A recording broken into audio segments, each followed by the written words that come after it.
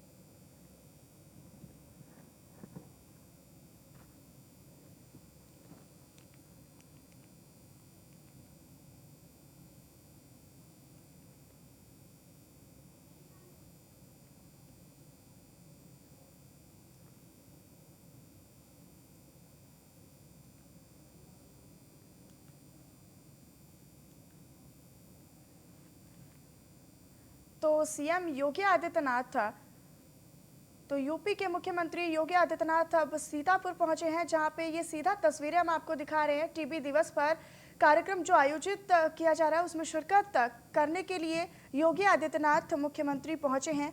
आपको बता दें कि इसी के साथ साथ 21 ड्रग हाउस का भी शुभारंभ करने वाले हैं सीएम योगी आदित्यनाथ।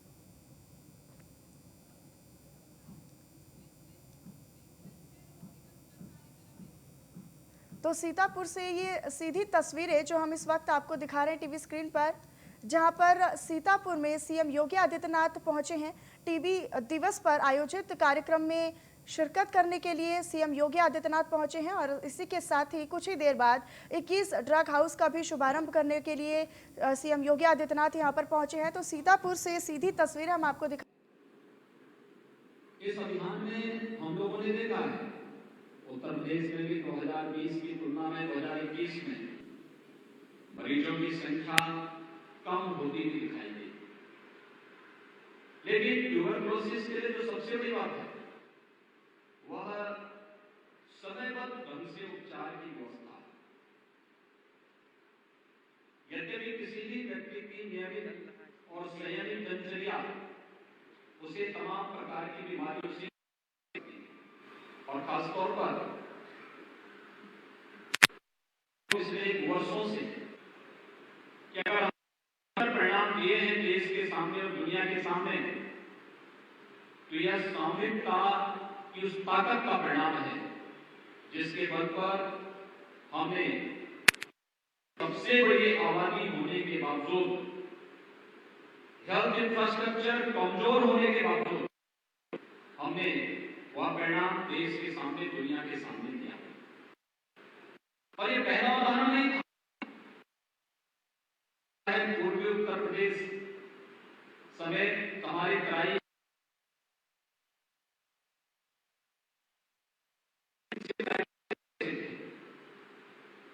इन 38 जनपदों में विगत 40-45 वर्षों से प्रतिवर्ष हजारों मौतें होती थी। उपचार की उचित व्यवस्था नहीं हो पाती थी।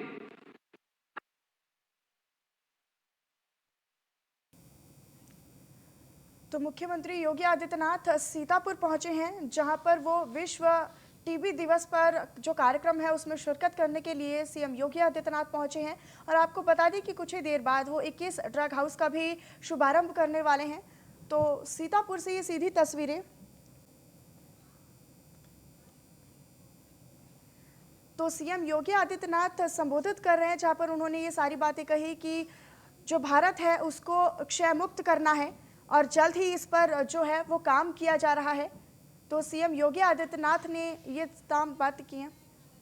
तो क्षय रोग से भारत को मुक्त करना है, ऐसी बात सीएम योगी आदित्यनाथ ने इस दौरान कही, जहां पर सीतापुर में सीएम योगी आदित्यनाथ पहुंचे हैं संबोधित करने के लिए और विश्व टीबी दिवस पर जो कार्यक्रम है उसमें शिरकत करने के लिए सीएम योगी आदित्यनाथ पहुंचे हैं और उन्होंने ये बात भी कही कि भारत को क्षय रोग मुक्त भी बनाना है, जिस पर अब काम किया जा रहा है।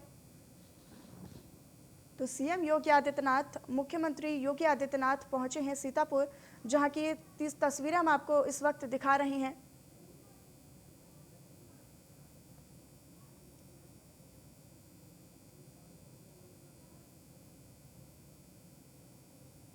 तो आपको बता दें कि सीतापुर के दौरे पर सीएम उसी का अभियान, उसी के लिए अभियान है कि प्रधानमंत्री जी ने 2025 का लक्ष्य किया है। 2025 के इस लक्ष्य को प्राप्त करने के लिए हमें एक साथ सामूहिक रूप से प्रयास प्रारंभ करना होगा और इसीलिए मैं आज राजधानी लखनऊ से सीधे सीतापुर में आया हूँ। सीतापुर में इसलिए मुझे याद है जब प्रधानमंत्री आवास योजना उत्तर प्रदेश के अंदर देना हमारे सामने लक्ष्य था प्रदेश के अंदर कि हमें 12 लाख 14 लाख आवास उपलब्ध कराने हैं और 14 लाख में से 70,000 आवास अकेले सीतापुर जनपद को हम लोगों ने दिए थे। सीतापुर जनपद को 70,000 आवास देने का मतलब क्या था कि सीतापुर जनपद में कहीं न कहीं गरीबी रेखा के नीचे जीवन यापन करने वाले लोगों की संख्या ज्यादा है और गरीबी होगी तो स्वाभाविक रूप से संसाधनों के अभाव में तमाम प्रकार की बीमारियां भी वहां पर अपना घर बना रही होगी। उन स्थितियों में हमें कहीं न कहीं उसके प्रति सचेत होना पड़ेगा, जागरूक होना पड़ेगा। लगातार जो प्रयास प्रारंभ हुए उस परिणाम का राजधानी लखनऊ से सटा हुआ जनपद है, लेकिन कौन से ऐसे कारक हैं कि जहां पर हम आज भी बुनियादी सुविधाओं को लोगों तक पहुंचाने में जिनके कारण एक आम नागरिक के जीवन स्तर को ऊपर करने में मदद मिलती है। और इसीलिए हम लोगों ने आज जब विश्व क्षय रोग दिवस के अवसर पर कार्यक्रम को प्रदेश के अंदर कार्रवाई को आगे बढ़ाया है तो इसीलिए नहीं चुना कि सीतापुर जनपद में अगर कहीं भी कोई ऐसा स्थल है हम उस स्थल को चिन्हित करें, उन लोगों को चिन्हित करें।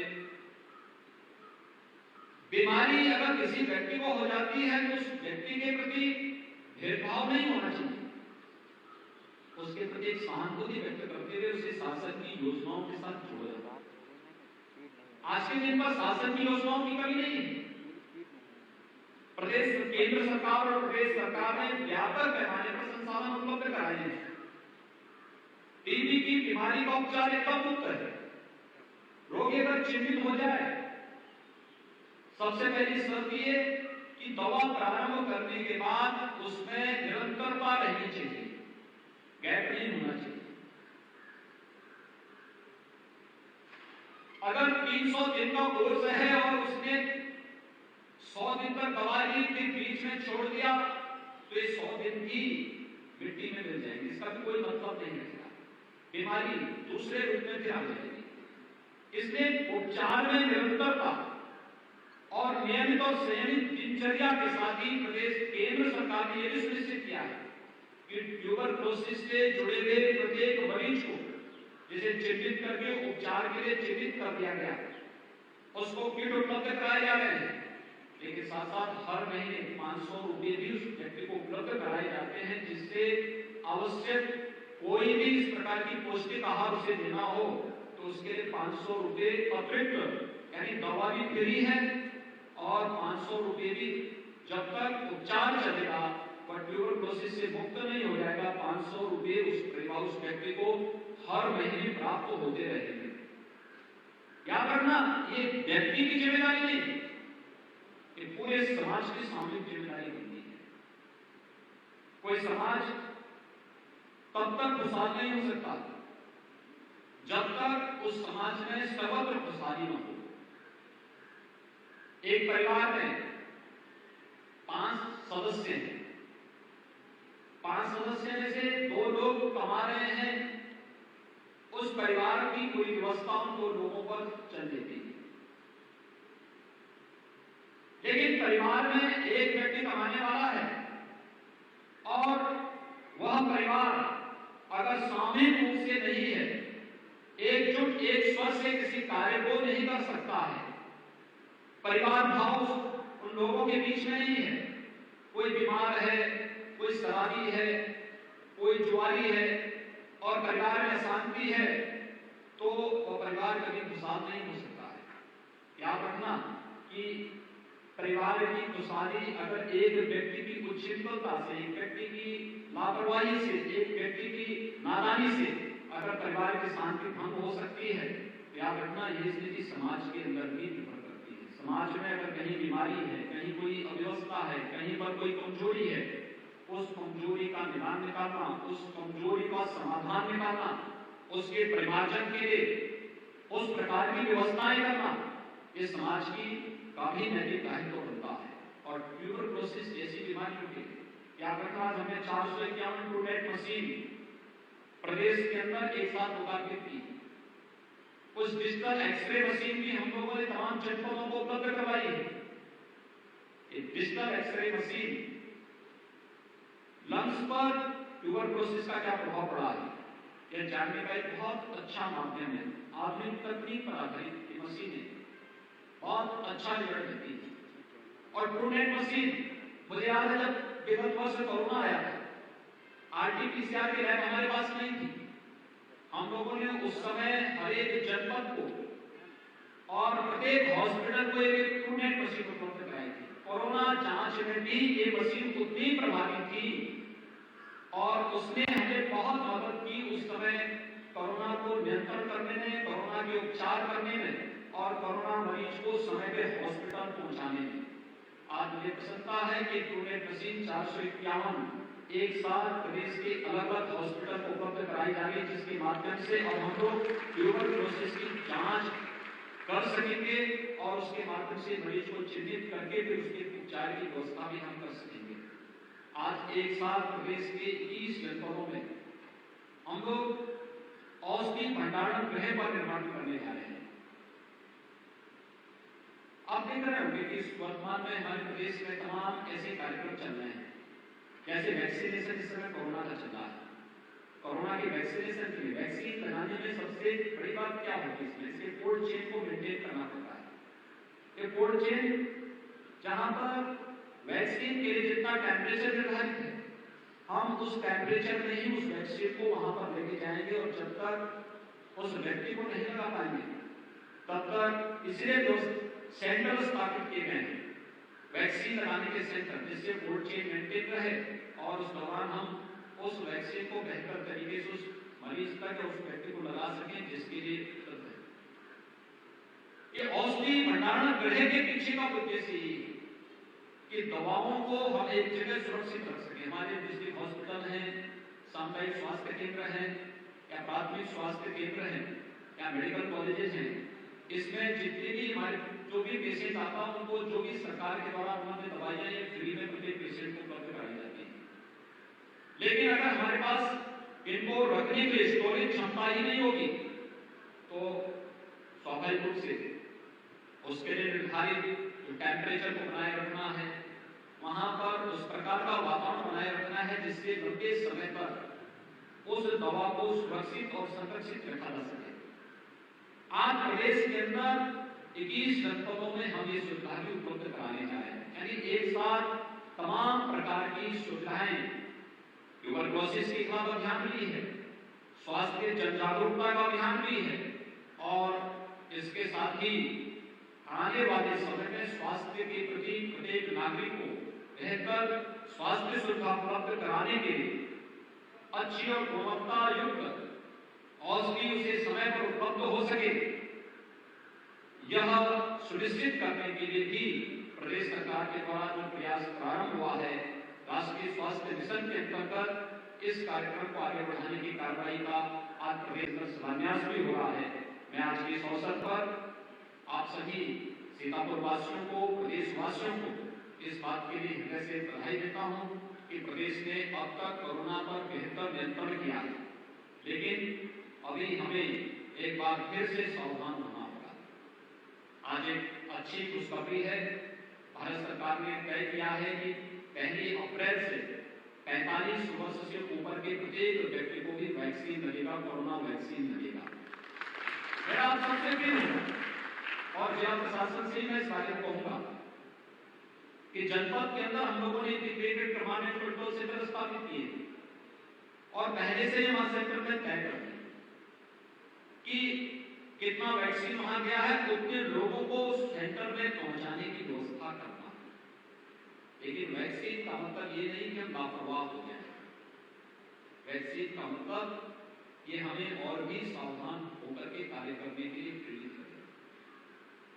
हम देख रहे थे वैक्सीन जैसे आना प्रारंभ हुआ, लोगों ने मास्क लगाना बंद कर दिया, सार्वजनिक स्थलों पर भीड़ भाड़ फिर से प्रारंभ हो गई और फिर इसका परिणाम क्या है? महाराष्ट्र के अंदर, दिल्ली के अंदर, पंजाब के अंदर, केरल के अंदर, कर्नाटक के अंदर एक बार फिर से कोरोना की चपेट में हजारों की संख्या में लोग आने प्रारंभ हो गए और देखा देखी पर्व और त्योहार के लिए पंचायत चुनाव को देखते हुए जो लोग उन प्रदेशों से यहाँ आ रहे वे भी संक्रमित होकर के आते हैं। जांच की व्यवस्था की गई है, लेकिन उस सबके बावजूद थोड़ी सी लापरवाही भारी नुकसान पहुंचा सकता है और मेरी अपील होगी कि सावधानी हमें हमेशा भी रखना पड़ेगा कि कोरोना समाप्त नहीं हुआ, वैक्सीन आया है, वैक्सीन की अपनी क्षमता होती है और वैक्सीन भी या उससे भी क्या आपने वैक्सीन लगा दिया तो आप ठीक हो गए, एंटीबॉडी आने में समय लगेगा, लेकिन इस सावधानी उसके लिए आवश्यक है और उस सावधानी बरतने के लिए हमें सदैव तत्पर रहना पड़ेगा। और इसीलिए मेरी आप सबसे अपील होगी कि ट्यूबरक्लोसिस के खिलाफ हम अभियान चलाएंगे। हर व्यक्ति की जिम्मेदारी बनती है कि कोई भी बीमारी हो, केंद्र और प्रदेश सरकार के द्वारा चलाए जाने वाले इस अभियान का हिस्सा बने और उस अभियान का हिस्सा बनकर के हर प्रकार की बीमारियों को पूरी तरह बीमारियों से अपने समाज को मुक्त करने के इस अभियान का हिस्सा बनकर के एक स्वस्थ और समृद्ध भारत के निर्माण में अपना योगदान दें। इसमें खासतौर पर कोरोना के प्रति सावधानी और सतर्कता के साथ ही मेरी अपील होगी हर एक तबके के लोगों से। हमारे यहाँ पर मंच पर जनप्रतिनिधिगण बैठे हैं, ये लोग अपने क्षेत्र की विकास की समस्याओं को रखते हैं, निरंतर इसके प्रति आम नागरिक को जागरूक भी करते हैं। अगर जनपद के अंदर जितने भी हमारे जनप्रतिनिधि हैं, चाहे वह ग्राम प्रधान हो, क्षेत्र पंचायत समिति के सदस्य हो, जिला पंचायत के सदस्य हो, विधानसभा विधान परिषद के सदस्य हो, संसद के सदस्य हो, ये सभी जनप्रतिनिधि जितने भी हमारे प्रशासनिक या शासकीय कर्मचारी हैं, शासकीय कर्मचारी, पुलिस के कर्मी, ये जितने भी हैं, सभी लोग शिक्षक हैं, चिकित्सक हैं, स्वास्थ्य विभाग के कर्मचारी हैं, ग्रामीण विकास के, पंचायती राज के, नगर विकास के, अलग अलग विभाग के शासकीय विभागों से जुड़े हुए अधिकारी और कर्मचारी जागरूक हो जाए और हर कर्मचारी, हर जनप्रतिनिधि ट्यूबरक्लोसिस के एक एक बच्चे को गोद में ले ले, उसको गोद में, उसे अपने पास से कुछ नहीं देना, उसको केवल एक व्यवस्था सुनिश्चित करनी है कि जिस बच्चे को दुर्भाग्य से टीबी हो गया है या जिस परिवार में किसी सदस्य को टीबी हो गया है, वो एक व्यक्ति को या उस बच्चे को गोद ले। गोद देने का मतलब ऐसा नहीं कि आपको उसको अपने घर में बुला देना है, नहीं, आपको उसको चिन्हित करना है। केवल महीने में 2 बार इस बात को तय कर लेना है कि वह अपनी दवा नियमित रूप से दे रहा है कि नहीं दे रहा है। जो शासन के द्वारा निर्धारित किट है वह समय पर उसको मिल रहा है कि नहीं मिल रहा है, दवा लेने का समय उसका निर्धारित है या नहीं है, और 500 रुपये हर महीने जो शासन से अनुमन्य है वो पैसा उसको प्राप्त हो रहा है कि नहीं हो रहा है। अगर हम केवल इतनी भर की जानकारी दे लें तो 2025 के पहले हम उत्तर प्रदेश को ट्यूबरक्लोसिस से मुक्त करने में सफल हो सकते हैं। आज मैं प्रदेश के अपने सभी जनप्रतिनिधियों से, सभी प्रशासनिक, पुलिस, शिक्षा विभाग, स्वास्थ्य विभाग के अधिकारियों, कर्मचारियों से इस बारे में आह्वान करूंगा कि वे इस कार्यक्रम को अपने हाथ में लें। देखिए, इसमें बहुत बड़ी ताकत है। मुझे याद है 2017 के पहले जब प्रदेश में मार्च 2017 में हमारी सरकार बनी थी, मैं एक जनपद में गया था। उस जनपद में मैं बैठक दे रहा था, समीक्षा बैठक दे रहा था, और समीक्षा बैठक में बात मेरे सामने आई थी। बेसिक शिक्षा अधिकारी ने बात रखी थी कि हमारे इस जनपद का एक कुछ इस बेसिक शिक्षा परिषद के स्कूल इस बार बच्चे न होने के कारण बंद हो जाएंगे। मैंने उनसे पूछा कि क्यों स्कूल बंद हो गए, तो उन्होंने कहा कि बच्चे नहीं। मैंने कहा जब आपके पास भवन है, आपके पास पूरा इंफ्रास्ट्रक्चर है, शिक्षक हैं, शिक्षा मित्र हैं, तो विद्यालय में क्यों बंद हो गए? कोई बात तो होगी। ये जो बीमारी है बंद होने की, वैसे कोई चीज बंद नहीं हो जाती, कोई लापरवाही तो होगी।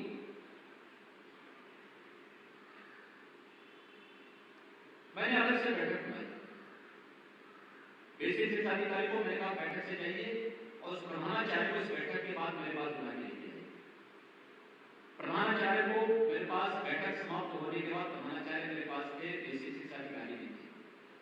मैंने प्रधानाचार्य से कहा, मैंने कहा आप समय पे विद्यालय जाते हैं? उन्होंने कोई जवाब नहीं दिया। मैंने कहा जब आप जिस समय पे नहीं जाते होंगे तो आपके शिक्षक के समय पे नहीं जाते होंगे, शिक्षा मित्र भी नहीं जाते होंगे। जब आप समय पे स्वयं विद्यालय नहीं जाते हैं, कैसे उम्मीद करते हैं कि आपके विद्यालय में बच्चे आएंगे? क्योंकि ये तो जवाबदेही किसी न किसी की सुनिश्चित तो करनी पड़ेगी। मैंने कहा कि विद्यालय समय पे जाना प्रारंभ करिए, प्रयास करिए कि 3 शिक्षक हैं और एक प्रधानाचार्य है, तो प्रधानाचार्य विद्यालय में जाए, तीनों शिक्षक गांव में 3 ओर से गांव में प्रत्येक परिवार में दस्तक दें कि अपने बच्चे को स्कूल भेजो। तो मैंने कहा आपके विद्यालय में बच्चों की संख्या बढ़ेगी। फिर मैंने कहा मैं भी जानता हूं कि आप समय पे नहीं जाते होंगे, तो आपके विद्यालय में भले ही विद्यालय के आंगन में पेड़ नहीं होंगे, लेकिन भवन के ऊपर पेड़ जरूर जम गए होंगे।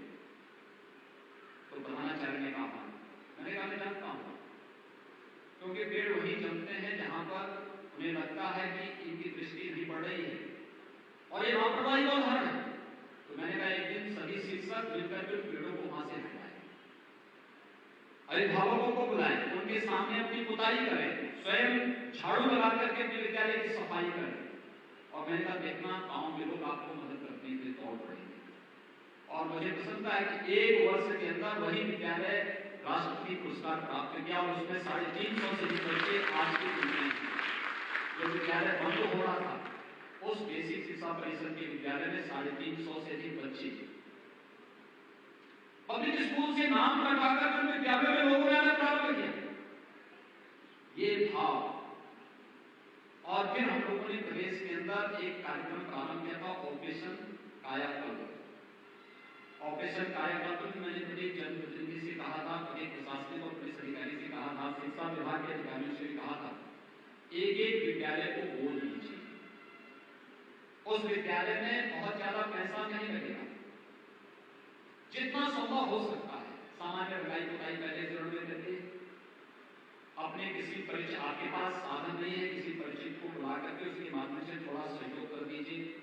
रोने की व्यवस्था, बालक बालिकाओं के लिए अलग अलग कार्यों की व्यवस्था, पेयजल की व्यवस्था, अगर कोई व्यक्ति अतिरिक्त खर्च कर सकता है तो उसमें लाइब्रेरी दे दीजिए, एक स्मार्ट क्लास दे दीजिए। आपने देखा होगा, आज जाइए आप बेसिक शिक्षा परिषद की 1,58,000 विद्यालयों में से 93,000 से अधिक विद्यालयों में ऑपरेशन कायाकल्प के माध्यम से हम लोग सभी प्रकार की सुविधाएं उपलब्ध करवा चुके हैं। ये ताकत, समाज की ताकत बहुत बड़ी ताकत होती है। सरकार का पैसा इसमें कुछ नहीं कर सकता। सरकार अगर पैसा देती और बेईमान के हाथ में पैसा चला जाएगा, क्या करेंगे आप? बाद में कार्रवाई करेंगे, आप उसको बहुत बड़ा बाद में बर्दाश्त करेंगे। उसने एक बार आपके अभियान में बाधा तो पैदा कर ही दी, लेकिन अगर जब समाज खड़ा हो जाता है तो समाज की ताकत बहुत बड़ी ताकत होती है। और ये ताकत अगर बेसिक शिक्षा परिषद लोग उसे कहते हैं कि बेसिक शिक्षा परिषद अगर उत्तर प्रदेश के अंदर सुधर जाएगा तो समझो सब सुधर जाएगा। मैंने कहा आप चिंता मत करिए, 5 साल के कार्यक्रम के दौरान बेसिक शिक्षा परिषद के विद्यालय ऐसे होंगे जैसे पब्लिक और कॉन्वेंट स्कूल होते हैं। और आप मुझे लगता है कि 4 वर्ष में एक साल तो केवल कोरोना में ही निकल गया, लेकिन फिर भी मैं कहता हूं 4 वर्ष में 54 लाख बच्चे बढ़े हैं 20% के विद्यालयों में। ये ताकत है और इस ताकत को हम पहचानें। ट्यूबरक्लोसिस के खिलाफ हमारी लड़ाई इसी ताकत के बल पर आगे बढ़ेगी। हर जनप्रतिनिधि, हर प्रशासनिक अधिकारी, हर पुलिस का अधिकारी, हर शिक्षा विभाग का अधिकारी और हर कर्मचारी एक व्यक्ति को ट्यूबरक्लोसिस से ग्रसित जो भी व्यक्ति हो, बच्चा हो, कोई भी हो, उस तक दवा पहुंचाने की व्यवस्था करना और स्वास्थ्य विभाग एक व्यवस्था प्रारंभ में करीब डिजिटल प्लेटफॉर्म इसमें तैयार करें। ऐसे लोगों को ट्रेस करने के लिए एक व्यापक अभियान टेक्नोलॉजी का उपयोग हम करें और टेक्नोलॉजी का उपयोग करते हुए अगर हम लोग इस अभियान को प्रारंभ कर देंगे 2025 के पहले उत्तर प्रदेश ट्यूबरक्लोसिस से पूरी तरह मुक्त होगा और प्रधानमंत्री जी के टीबी मुक्त भारत के सपने को हम साकार करने में सफल होंगे। मुझे विश्वास है सीतापुर जनपद से प्रारंभ हो रहा यह अभियान अपने लक्ष्य को जरूर प्राप्त करेगा। एक बार फिर से मैं आज के इस अवसर पर विश्व क्षय रोग दिवस के अवसर पर हम सब एक साथ मिलकर के प्रदेश के उन सभी बच्चों को जो ट्यूबरक्लोसिस से ग्रसित हैं उन्हें टीबी मुक्त करने के इस अभियान का हिस्सा समाज का प्रत्येक जागरूक नागरिक बनेगा। आप सबके प्रति मैं हृदय से साधुवाद देता हूँ। होली की मंगलमय शुभकामनाएं आप सबके प्रति व्यक्त करते हुए पानी शुभकामनाएं देता हूँ। धन्यवाद। जय हिंद। तो सीतापुर में संबोधित कर रहे थे मुख्यमंत्री योगी आदित्यनाथ और आज विश्व टीबी दिवस है और टीबी दिवस के मौके पर उन्होंने लोगों को संबोधित किया है और टीबी से बचाव के उपाय बताएं। इसके अलावा कोरोना को लेकर मुख्यमंत्री का विशेष कंसर्न था क्योंकि उन्होंने कहा कि कोरोना जिस तरीके से बढ़ रहा है वो कहीं ना कहीं हम और आप जैसे लोगों की लापरवाही की वजह से हो रहा है। उत्तर प्रदेश में स्थिति ना बने इसके लिए जिम्मेदारी सबको निभानी होगी।